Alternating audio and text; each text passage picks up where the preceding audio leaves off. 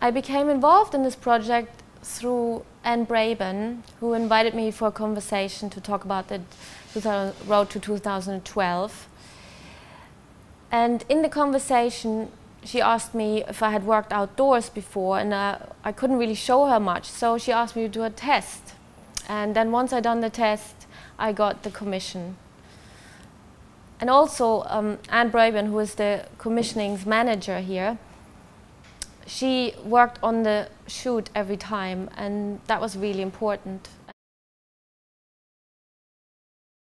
My approach in photography, or let's say my approach to portraiture, is very much like to still life. So I approach the human features like a still life, and it's all very controlled and very much prearranged. And really, when the last thing that sort of comes into the frame is the person. Everything, I spent a long time previously to arrange the background and the colors and the light. Everything is measured, the height of the model, where the model sits exactly to the millimeter. So when the sitter appears, they just have to really step into the set. I usually have certain conditions. For example, I play a specific type of music to every model, or there's a certain temperature in the studio. So I always apply something to distract the sitter from posing for the camera, because we all pose when we're being photographed, because we become very self-conscious, and that's very human. So I apply sometimes quite subtle methods to distract people from posing for the camera. I adapted this method to this particular commission with the athletes. Obviously, I didn't want to treat it in the way I would treat a project, because they're all individuals and they're being photographed because of who they are and what they do, which already is very different from my usual way of working. It was very much about an encounter with the athlete. So when I photographed them, I kind of wanted them to look like they were looking at all of us. It's like we're very close to them. It's like a very confrontational portrait. It was quite different for me to work with people that are well known or that I haven't cast, because basically it's a meeting of two strangers. It's an encounter of two strangers.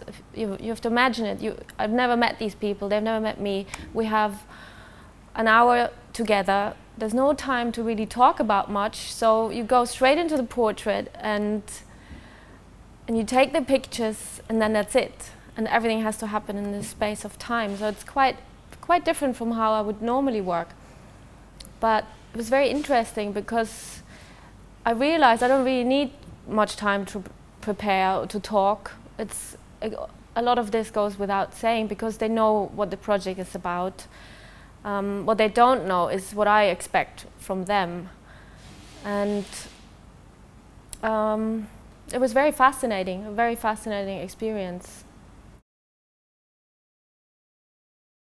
It was very interesting for this project to be outdoors and to not have the studio environment, which I'm used to, for a number of reasons actually. Because first of all, normally I work on my own in the studio. I don't even have, very often I don't work with an assistant at all. I don't have anyone on the set. It's just me and the sitter. Also, it's a very controlled environment, the studio.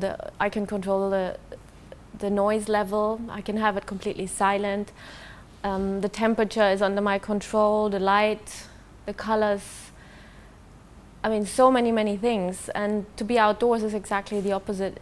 And I was a bit scared of this initially, but I started to like it more and more, to the point that I really want to work outdoors much more now. Because it just brings on challenges that enrich the work, I think. And I got used to kind of cutting out environmental noises, and you know, if there was one situation with Savannah Marshall where we were asked to photograph in the Excel, which is where she's going to perform in 2012. And we were driving around. We did our recce for hours and hours, me and David. We couldn't find a location that was anywhere nearly as interesting as the others. So eventually we started to look for corners, because her being a boxer sort of kind of a symbolic space. And David found this corner sort of in the sort of loading bay of the Excel Center, and right next to a building site with diggers, and I mean the noisiest place. It was so noisy we couldn't even understand what anyone was saying, so it had to kind of work without words. And in a way that kind of, it was another element that created the image, and maybe it is the way it is because of that. So it's quite interesting to work with what you're given, and to just go with the flow.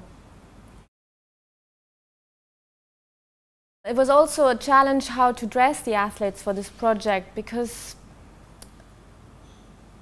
to my knowledge I've only ever seen them in sports clothes, which made us begin with quite sporty clothes. And then after a while I realized it would be nice to break away from the sportiness of the portrait. And with Rebecca Adlington, for example, I chose this dress for her. It's from a boutique in Shoreditch, which is my favorite boutique in the East End, and they very kindly gave me permission to use some of their outfits for the female athletes. So we put Rebecca Adlington in the Holston Heritage dress, which I thought was just really perfect, and she felt really comfortable in it, and she just sort of transformed. And then I became more and more interested in choosing the clothes specifically for the athlete, which again is a challenge, because I would never have a chance to do a fitting. So I had to kind of guess their size, guess what it would look like on them, guess whether or not they would like it. For example,